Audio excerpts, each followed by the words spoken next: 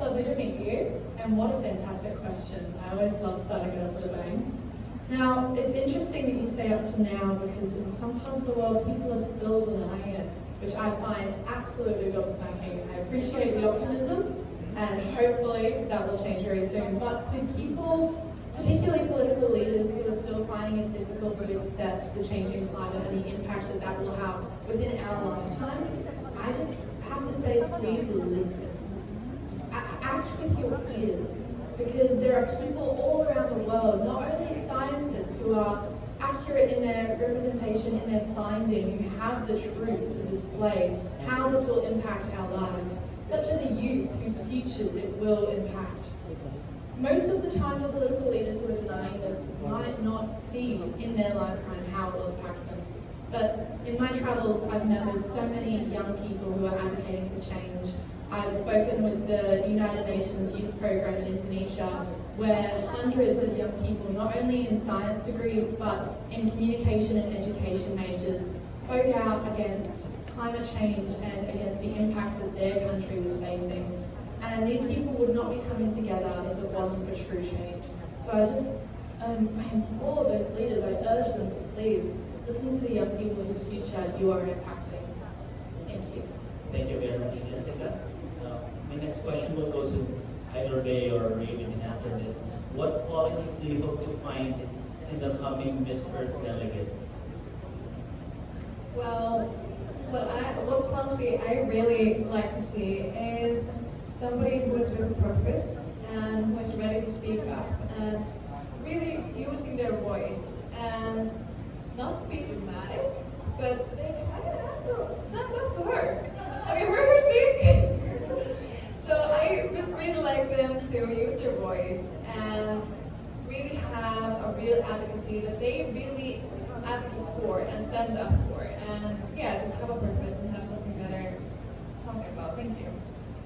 Something that I would also look for that we see in Queen Jessica is an ability to connect with a multitude of audiences.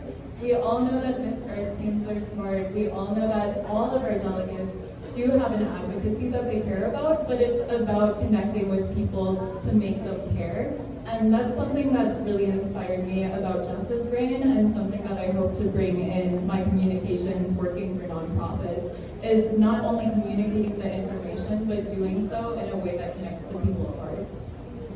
Thank you very much. Congratulations on an awesome reign, and I wish you all the best after you pass on your terms.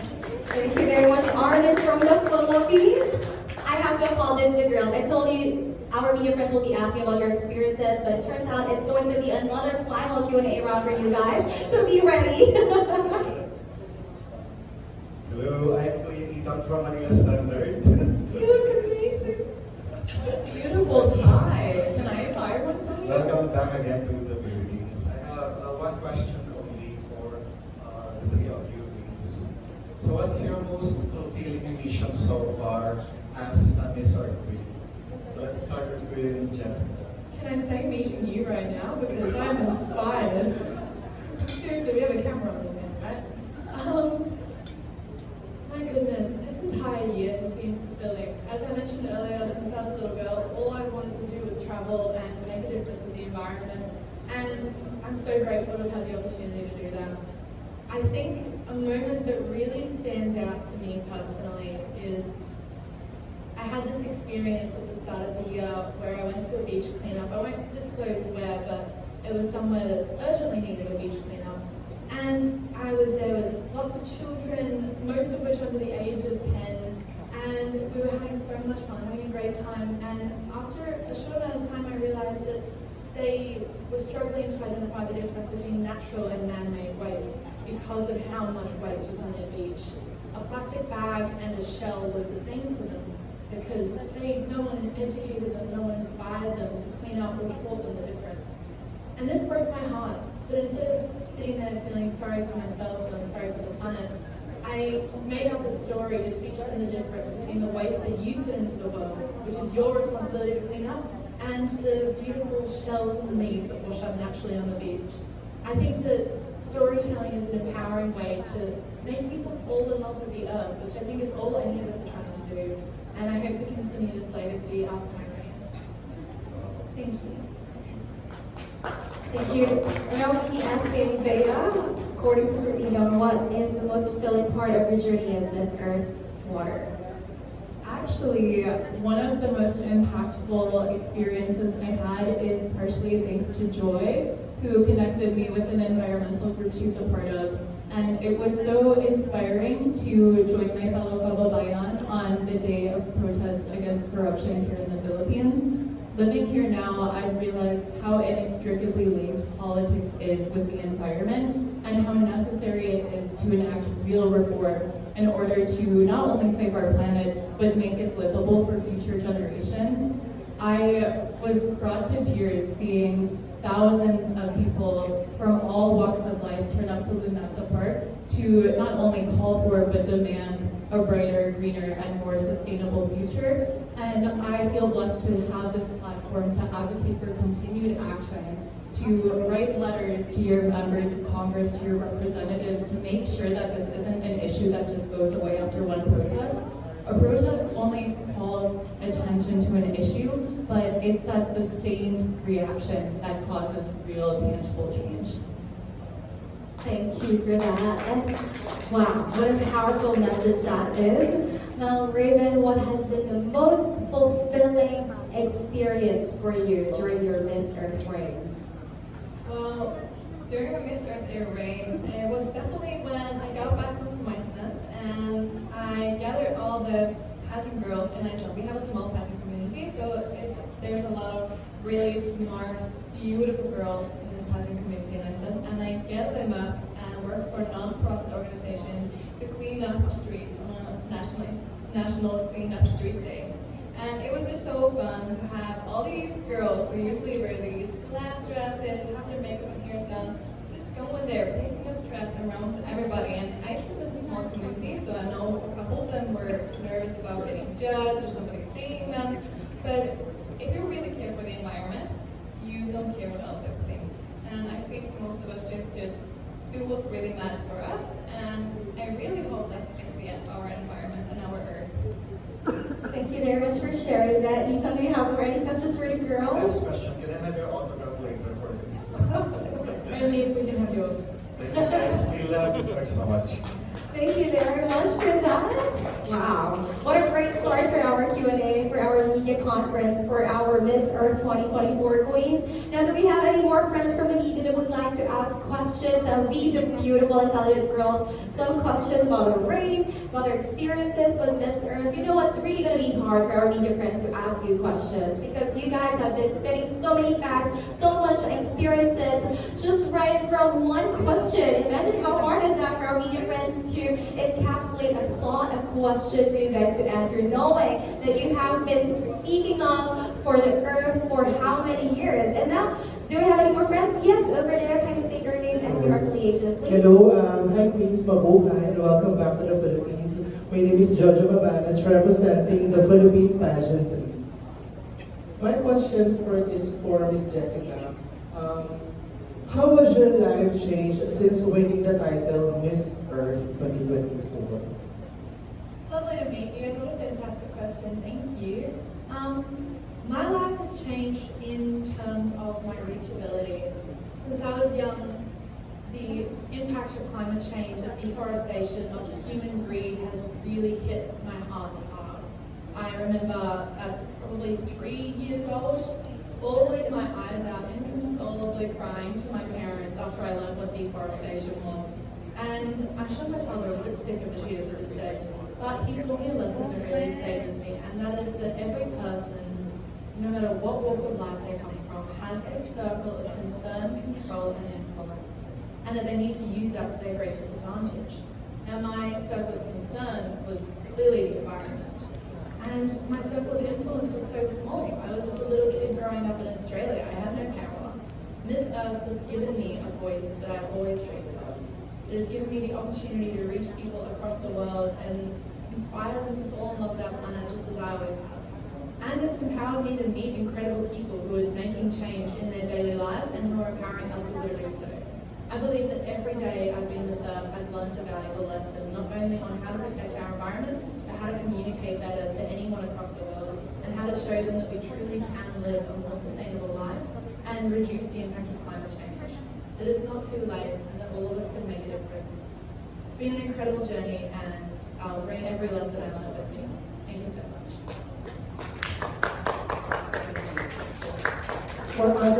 For our other two queens, recently the Philippines was hit by a numerous earthquake. So my question is, how do you plan to inspire young people to take action for the environment? As I said in my opening remarks, maybe a silver lining from this string of natural calamities is that we can communicate more about disaster preparedness, the necessity of packing a go kit for when an earthquake might hit, and also about ongoing discussions of how resources are distributed here in the Philippines, ensuring that our communities are made safer, because Manila is actually the chair of the UN Loss and Damages Fund, and this is money coming in from all around the world for countries like the Philippines to adequately address the impacts of climate change and intensified natural disasters. But we need transparency and we need civilian engagement to ensure that these funds are properly allocated and go to the communities who need it the most. So I hope that our silver lining can be working hand in hand, both with the private, public, political, and civic sectors to ensure a brighter and more equitable future for all Filipinos. Thank you. Would you also like to ask the same question to Raven? Raven, what would be your message to encourage the youth to take care of the environment? We need to stand together. And when a natural disaster happens, it's absolutely terrifying. But we need to stand together, educate each other, and hold hand in hand, like Bea said. It was really good to say. And just be together, rely on each other, and be a shoulder to cry on. Also educate and trying to do as much as you can possible. Even small action matters. Thank you very much, and thank you, Joshua, for that. Thank you for your question again for Philippine Pageantry. Next up, we have another friend from the media. Hi. Hi, hello. My question is somehow related to Jordan. So, at what point in your life have you experienced a natural disaster, like an earthquake, inundation, forest fire? And if so, how can you connect that to your platform with the Miss Earth organization? What a fantastic question, and certainly relevant here and now. A lot of people have this perception in Australia that we aren't directly impacted by climate change, and that's absolutely understandable given that we are so massive and that there's a lot of space for people to run when things get bad.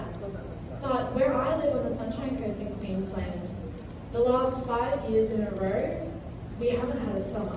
We've had a natural disaster. When I was traveling Europe for the first time at 16, I was just backpacking by myself. I had people on the street come up to me and say, "Is your family okay?" Because my whole home was burning to the ground in bushfires. That hasn't stopped. Every year, our summer, so when Christmas is either bushfire or flooding, and there hasn't been a break. This is a direct impact of climate change.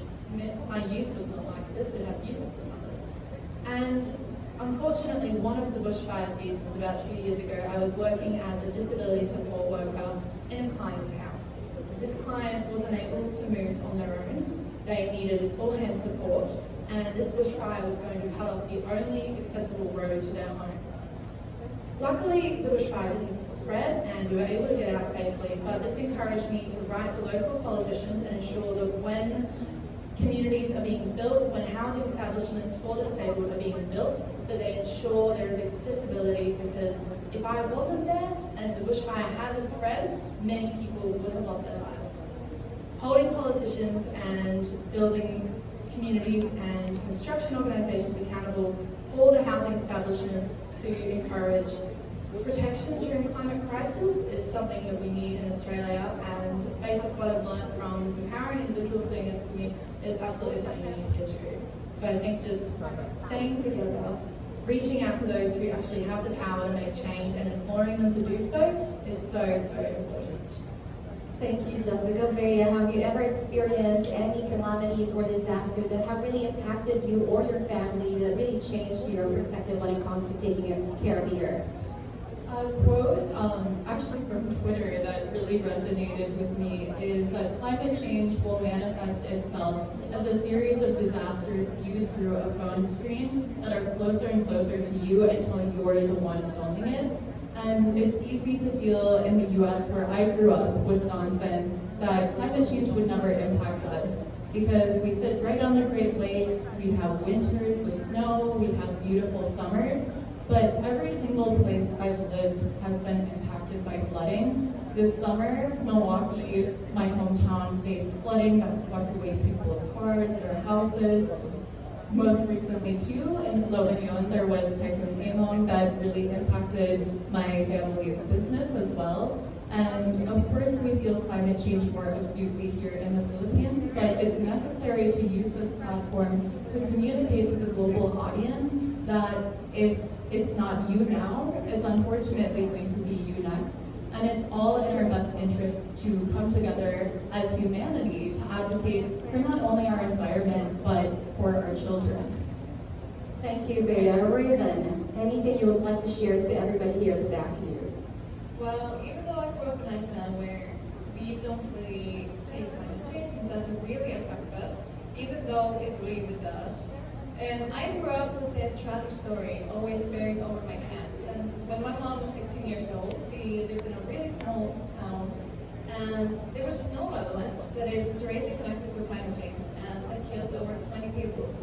And it really affected her because there were only maybe 300 people who lived in that town. So it really affected her and my family, and growing up with this tragic story bearing over us, it really changed my view of life and climate change. And knowing these things, that, like Bea said, straight connected to climate change, and we really need to take these as a warning signs and act up and stand together. Thank you, Raven. And thank you, everybody, for sharing those stories. And you know what's really evident in this flood sharing with the media? It's not really important if you experience a calamity or disaster firsthand. What's really important is to know that it's happening around the world, to recognize that natural calamities are coming in and out of several countries. We are experiencing it, and climate change is real. And knowing that fact, we as individuals should make our individual actions to really rally for the betterment of our world and for the betterment of the future generations. So for them to still have an earth to live on. Thank you very much. And do we have more questions for our media friends? Yes, sir. Hello, Queens. This is also for the Star Club. Modesty aside, I have covered Miss Earth pageant since its first edition, including the Vietnam edition. My question is for Bea and Raven.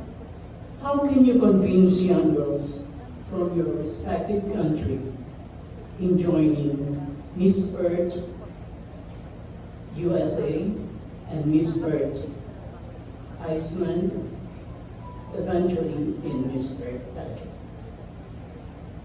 That's a fantastic question because I feel like there's been ongoing conversations in the US and around the world of what really is the relevance of pageantry and is it demeaning to women? And to those people, I'd say that Miss Earth has transformed my life in ways that I could have never imagined because it's given me a platform that I never would have had to advocate to world leaders on the issues of climate displacement and the need for an international and standardized definition of who a climate refugee is. Before joining Miss Earth USA, I actually was applying to PhD programs and was hoping to go to academia and somehow make a change that way. But by being blessed with this public-facing platform, I've been able to impact so many more people. And I would encourage those young girls to recognize that if you want your voice heard, there are so many ways to do it. But if you feel that pageantry has a pull for you, it's a really fantastic opportunity to do so in a very public-facing way. Additionally, Miss Earth USA has brought in so many important conversations on climate change and protecting our environment in a time when we really need it.